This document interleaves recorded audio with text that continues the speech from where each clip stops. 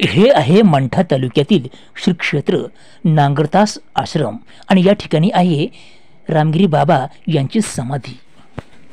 चला तर पाहूया याविषयी माहिती। नमस्कार मित्र हो, मी आज आलो आहे नांगरतास या ठिकाणी आणि माझ्या मागे तुम्ही जे पाहू शकतात ही आहे रामगिरी महाराजांची समाधी आणि हा नांगरतासीत हा परिसर आहे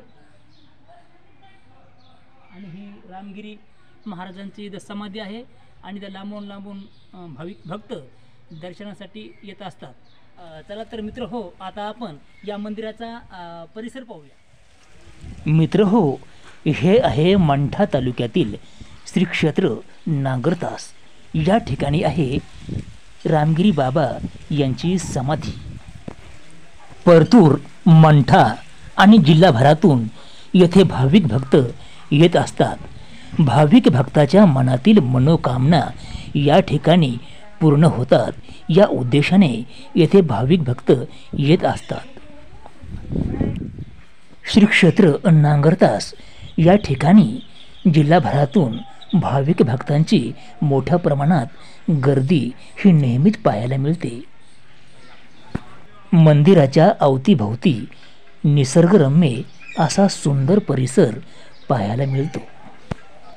काही दिवसापूर्वी नुसताच रामगिरी बाबा पुण्यतिथी सोहळा पार पडला आहे।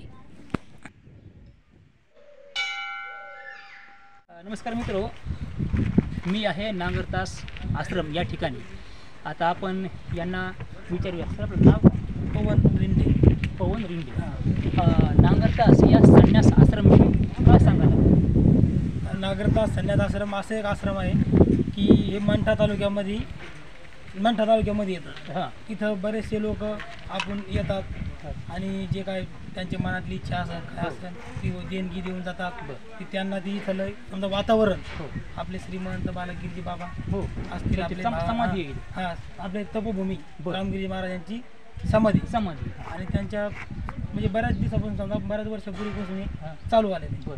तर आता भागवतगिरीजी बाबा आपले आणि बालगिरीजी बाबा हे कार्य म्हणजे सांभाळत आहेत। तर आता हा 2-3 दिवसाचा कार्यक्रम म्हणजे आपले शिवाजी गिरीजी बाबाची पुण्यतिथी आणि आत्ताच काल झालेला नुकताच कार्यक्रम म्हणजे आपला तपोभूमी रामगिरीजी बाबा यांचा पुण्यतिथी सोहळा नुकताच पार पडलेला। ठीक आहे।